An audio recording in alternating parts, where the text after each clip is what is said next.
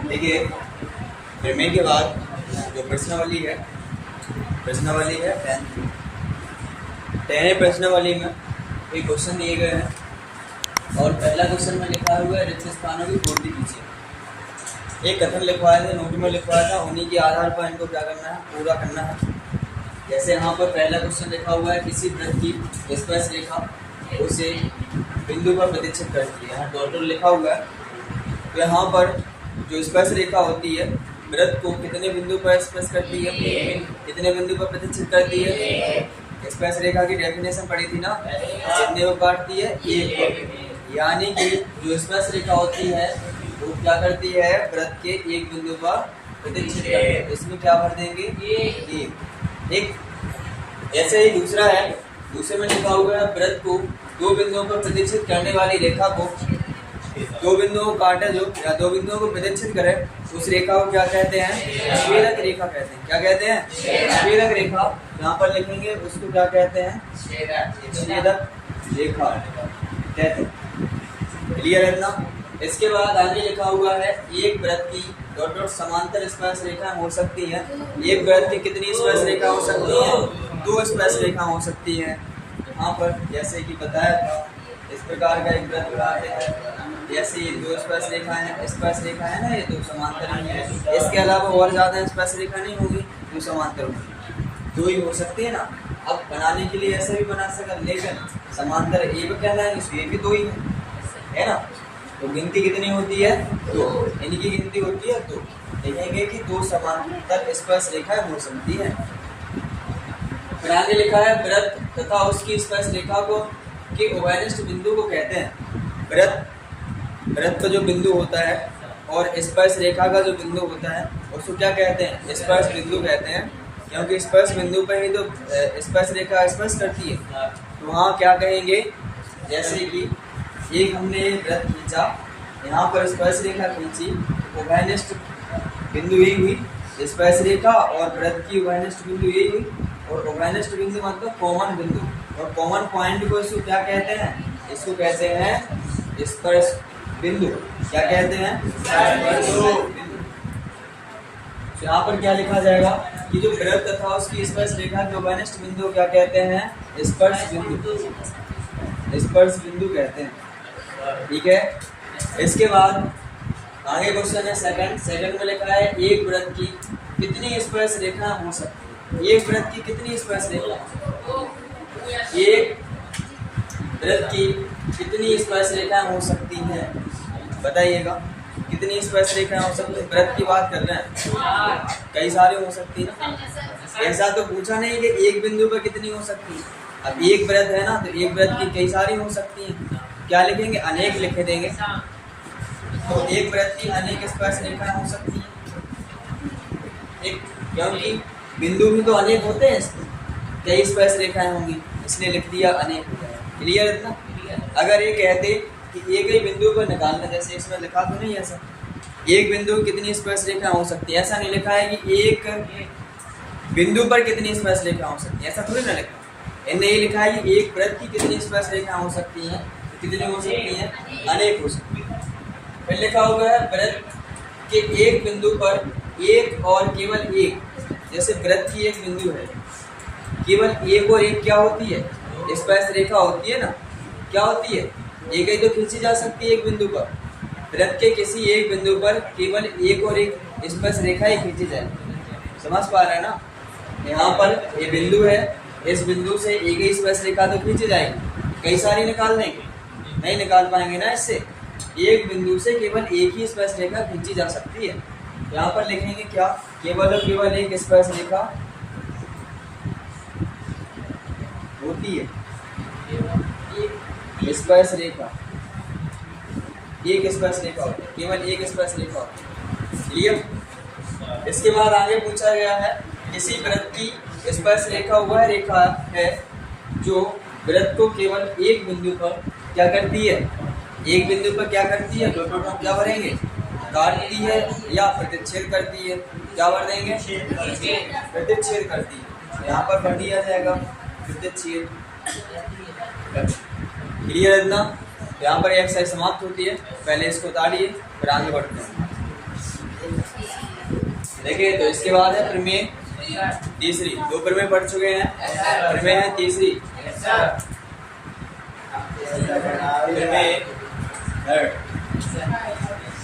प्रमेय थर्ड का जो कथन होता है वो होता है, देखिएगा, वृत्त पर खींची गई स्पर्श रेखा और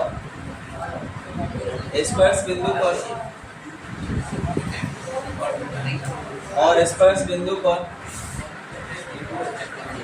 खींची गई जीवा के मध्य बना कोण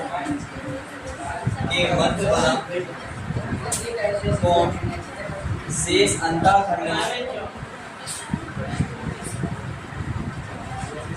अंतःखंड में बने कोण के बराबर होता है, बने कोण के बराबर होता है।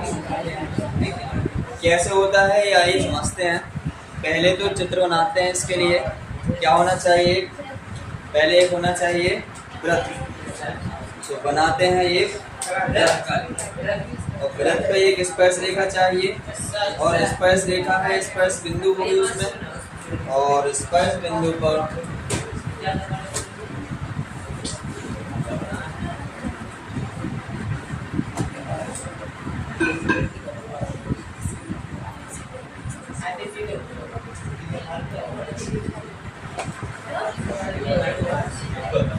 ठीक है। ये हो गया क्या, लिए कोई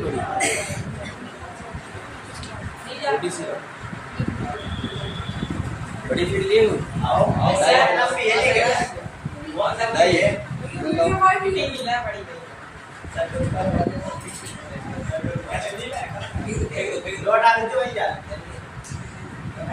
देखिए,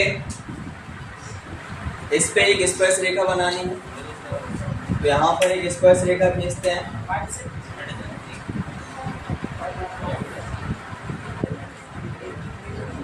ये स्पर्श रेखा हो, स्पर्श रेखा पर बिंदु होगी स्पर्श बिंदु, इस बिंदु पर एक खींची जाएगी क्या, एक जीवा खींची गई,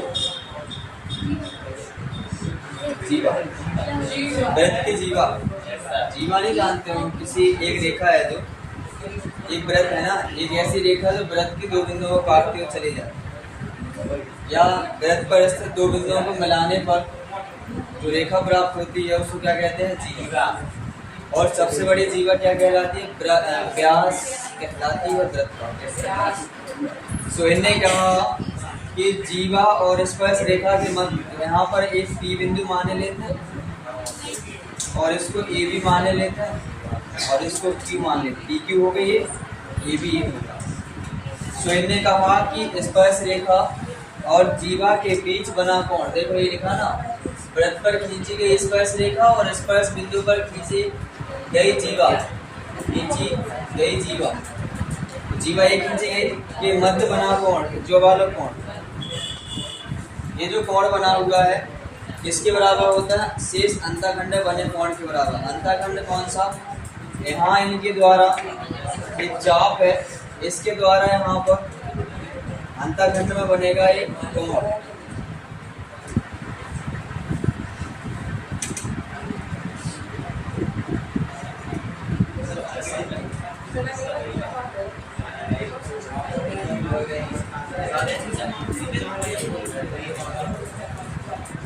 है तो इस जीवा के साथ में कोण बन रहा है, तो इसके द्वारा अंतःखंड में बना कोण ए कहलाता है, ठीक।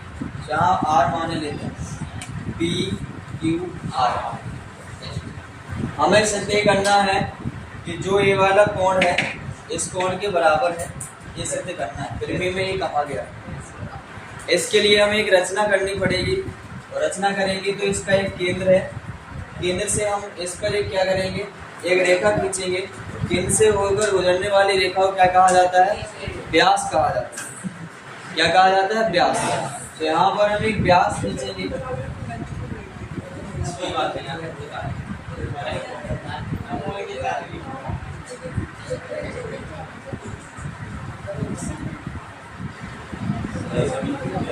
ये व्यास खींच लिया, एक यहाँ पर हमने मान लिया सी मान लिया, ठीक। इसको इससे मिलाया जाए,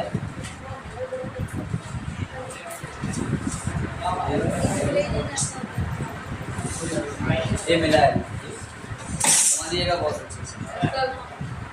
ये क्या है? वृत्त का व्यास। वृत्त का व्यास है तो इसकी त्रिज्या तो हुई है, तो त्रिज्या क्या हुई है? ओपी।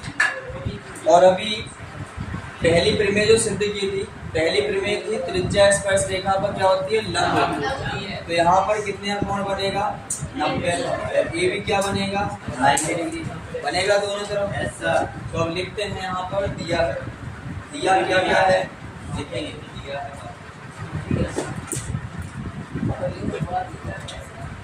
यहाँ पर आर त्रिज्या और ओ केंद्र वाले वृत्त में जो ए पी बी है एक स्पर्श रेखा है और जो पी क्यू है एक जीवा है, इतना सा दिया गया। तो यहाँ पर लिखेंगे कि ओ केंद्र और आर त्रिज्या वाले वृत्त में या वृत्त ए पी बी स्पर्श रेखा है और जीवा चाहिए, पी क्यू जीवा है और पी क्यू जीवा है। जीवा तो बहुत सारी है, लेकिन जिन जिन के बीच में हमें कोण बनाना है ना, वही देखा गया है। कौन सी ले लिया हमने? जीवा। सिद्ध क्या करना है? सिद्ध जो करना है देखिएगा, सिद्ध करना है कि अंतःखंड में बना कोण स्पर्श रेखा और जीवा के मध्य जो कोण बनता है उसके बराबर होता है। यानी कि ये वाला कोण P P Q, angle P P Q बराबर होगा किसके होगा? अंतःखंड में। अंतःखंड कौन सा कोण बन रहा है? आर। लिखेंगे पी आर क्यू, लिखेंगे एंगल पी आर क्यू। ये सिद्ध करना है। इसके बाद हमने रचना की, क्या रचना करी है हमने? रचना हमने खींची कौन सा? COP। COP एक व्यास खींचा, यहाँ पर लिखेंगे COP एक व्यास खींचा। अब कहोगे हम व्यास क्यों कह रहे हैं? व्यास इसलिए कह रहे हैं क्योंकि ये केंद्र से होगा गुजरा होगा, और जब व्यास इसमें खींचा है और भी कुछ किया था हमने, सी क्यू को और मिलाया था तथा सी क्यू को मिलाया, इतना किया और तो एक्स्ट्रा कुछ हमने किया नहीं। इसके बाद यहाँ पर हम करेंगे उत्पत्ति, और उत्पत्ति का मतलब होता है प्रूफ, यानी सत्यापन देंगे कि कैसे होता है। अब जो कुछ यहाँ दिया होता है वो तो लिखना ही लिखना होता है। तो यहाँ पर लिखेंगे ओ केंद्र और आर त्रिज्या वाले वृत्त पर ए पी बी स्पर्श रेखा है और पी क्यू जीवा है, तो लिखेंगे ओ केंद्र वाले और आर त्रिज्या वाले वृत्त पर ए पी बी स्पर्श रेखा है, ठीक। और पी क्यू क्या है?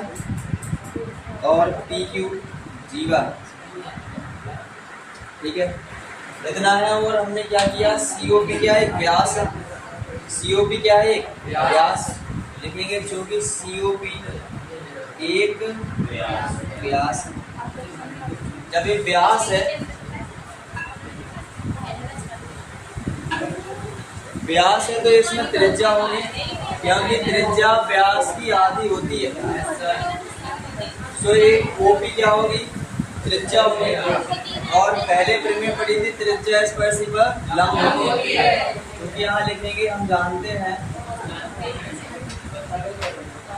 कि त्रिज्या स्पर्शी पर लंब होती है। त्रिज्या स्पर्शी मतलब स्पर्श रेखा बोल सकते हैं, स्पर्श रेखा पर लंब होती है। तो यहाँ पर त्रिज्या कौन सी है? ओपी। ओपी लंब है गाय पे। स्पर्श रेखा क्या है? A P B. यहाँ पर लिखेंगे ए पी। अब जब लंब है तब यहाँ कोण बनना भी है। कौन कौन से कोण बनना है? एक कोण बन रहा है यहाँ पर ए पी सी, लिखेंगे एंगल ए पी सी बराबर कितना होगा? 90 डिग्री। एक कोण बन रहा है बी पी सी तथा एंगल बी पी सी बराबर कितना? 90 डिग्री। इतना तो क्लियर। अगर देखोगे तो पाओगे क्या कि ये क्या है? एक व्यास है। अगर व्यास से उसको काटा जाता है वृत्त को तो वो आधा हो जाता है, अर्धवृत्त हो जाता है। और एक प्रमेय होती है कि अर्धवृत्त का कोण समकोण होता है। अर्धवृत्त का कोण समकोण होता है। यहाँ पर लिखेंगे चूंकि अर्धवृत्त का कोण समकोण होता है।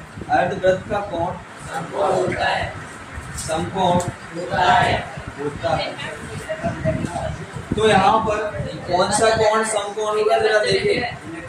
कौन सा कोण समकोण होगा जरा देखिए। पहले समझिए बाद में लिखिएगा, ठीक है ना?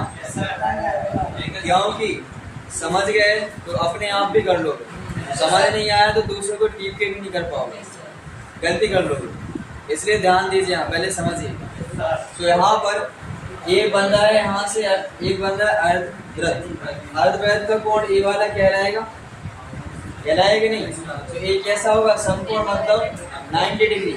लिखेंगे एंगल पी क्यू सी, लिखेंगे एंगल पी क्यू सी बराबर 90 डिग्री। ठीक है, इतना क्लियर है? इतना। अब यहाँ देखोगे तो एक त्रिभुज मिल रहा है अपने पास। कौन सा त्रिभुज है? P C Q. इस त्रिभुज में लेते हैं। तो जब इस त्रिभुज में लें तो यहाँ पर ये जो कोण आएगा इसका पता चल जाए हमें, इसका कि इनमें क्या संबंध है। बना सकता है इतना? कोई डाउट है किसी को तो बोलो। नहीं है डाउट? तो यहाँ पर एक त्रिभुज लिया सी पी क्यू, तो लिखेंगे त्रिभुज सी पी क्यू। त्रिभुज सी पी क्यू और त्रिभुज सी पी क्यू में लेंगे तो ये वाला कोण है, ये वाला कोण है, ये वाला कोण है। तीनों कोणों का योगफल क्या होता है? 180। Because we know that the sum of the interior angles of a triangle is 180 degree. यानी कि त्रिभुज के तीनों कोणों का योगफल कितना होता है? 180। हाँ, लिखना नहीं है अभी, पेन कॉपी नीचे रखो। तो यहाँ पर ये वाला एंगल है, ये वाला एंगल, ये वाला एंगल। तो यहाँ पर लिखेंगे angle P C Q, P C Q plus के angle C P Q, C P Q और प्लस के एंगल सी क्यू पी या पी क्यू सी लिख सकते हैं। लिखेंगे पी क्यू सी बराबर 180 होना चाहिए। तो यहाँ पर angle P C Q plus के एंगल सी पी क्यू और इसकी वैल्यू देगी, देखो कितनी दी गई? 90 डिग्री। तो यहाँ पर रखेंगे 90 डिग्री बराबर 180 डिग्री। इनको पक्षांतर करके उस तरफ ले जाओ तो घटेंगे, और जब घटेंगे तो एक संबंध बनेगा angle P C Q plus के एंगल सी पी क्यू बराबर बनेगा 90 डिग्री। इक्वेशन पहला मान लीजिए, ठीक है इतना। अगर देख रहे हो तो यहाँ पर ए भी तो 90 है और ए दो कोण से मिलके बना हुआ। कौन कौन? सी पी क्यू और बी पी क्यू। लिखेंगे कि नहीं? तो लिखेंगे, क्योंकि यहाँ पर एंगल सी पी बी बराबर कितना है? एंगल सी पी बी बराबर 90 डिग्री होगा कि नहीं होगा? होगा, क्या कि त्रिज्या स्पर्शी पर लंब होती है। ये लिखा जैसे बीपीसी लिखा तो वही मतलब है। चलो बीपीसी भी लिख, ठीक। अब यहाँ बीपीसी है तो बीपीसी ये कोण देखिए दो कोण से मिलके बना हुआ, क्योंकि बीच में एक रेखा खींची है, दो कोण बन गए हैं। कौन कौन कोण बन गया? एक तो बन गया सी पी क्यू, लिखेंगे angle C P Q plus एक है B P Q, angle B P Q बराबर कितना? 90 डिग्री। समीकरण सेकंड मान लीजिए। समीकरण 1 को देखो, 2 को देखो। समीकरण 1 को देखिए और समीकरण 2 को देखिए। समीकरण 2 और 1 में दोनों में RHS बराबर है। जब RHS बराबर है तो LHS भी क्या हो जाए, बराबर हो जाए। तो लिखेंगे समीकरण 1 व 2 से, 1 व 2 से यहाँ पर लिखिएगा एंगल PCQ प्लस की एंगल CPQ बराबर इसके हो जाए एंगल CPQ प्लस की एंगल BPQ। ये से कैंसिल हो रहे हैं, बनेगा एंगल PCQ बराबर एंगल BPQ। अभी थोड़ी ना, अभी नहीं आया। कौन सा कोण आया, PCQ, PCQ यानी ज्वाला कोण, और BPQ यानी ज्वाला बराबर। हमें तो ये बनाना है इसके बराबर। तो एक पेड़ में और होती है, किसी चाप द्वारा, किसी चाप द्वारा अंतःखंड में बने कोण कैसे होते हैं, बराबर। यानी एक कोण इसके बराबर हो जाएगा, जब इसके बराबर हो गया तो ये इसके बराबर हो जाएगा, सिद्ध हो जाएगा। तो पहले इतना उतारिए, फिर इसके बाद जितना शेष बचा हुआ है इसके बाद करते हैं। पहले देखिएगा, इसके बाद एक अंतःखंडी है, एक अंतःखंडी है। तो किसी चाप द्वारा अंतःखंड में बने कोण क्या होते हैं, समान होते हैं। यहाँ पर लिखेंगे किसी चाप द्वारा, जो कि किसी चाप द्वारा वृत्त के अंतःखंड में, वृत्त के अंतःखंड में बने कोण कैसे होते हैं, समान होते हैं। कौन सा देखिए, एक कोण ए बन रहा है, एक कोण ए, एंगल कोण बराबर हो जाएगा PRQ। एंगल PRQ बराबर होगा किसके, एंगल PCQ के, एंगल PCQ। अब PCQ किसके बराबर है, इसको समीकरण 3 से मान लीजिए, इसको समीकरण 4 मान लीजिए। समीकरण 3 व 4 से क्या हो जाएगा, समीकरण 3 व 4 से, और समीकरण 3 व 4 से देखोगे तो इनमें कॉमन मिल रहा है, देखो BC मिल रहा है। जब ए और ए बराबर है तो ए राइट साइड और लेफ्ट साइड वाले बराबर हो जाए, तो लिखेंगे एंगल BPQ बराबर हो जाएगा एंगल PRQ। यही सिद्ध करना था, देखिएगा वहाँ पलट के देखिएगा जहाँ हमने लिखवाया था सिद्ध करना है, यही लिखना था, यही सिद्ध करना था, यही हो गया सिद्ध। क्लियर, यहाँ पर ये प्रमेय समाप्त होती है। तो इसके बाद अगली क्लास में देखा जाएगा। तो इस क्लास को यहीं समाप्त करते हैं, इसको उतारिए जल्दी से।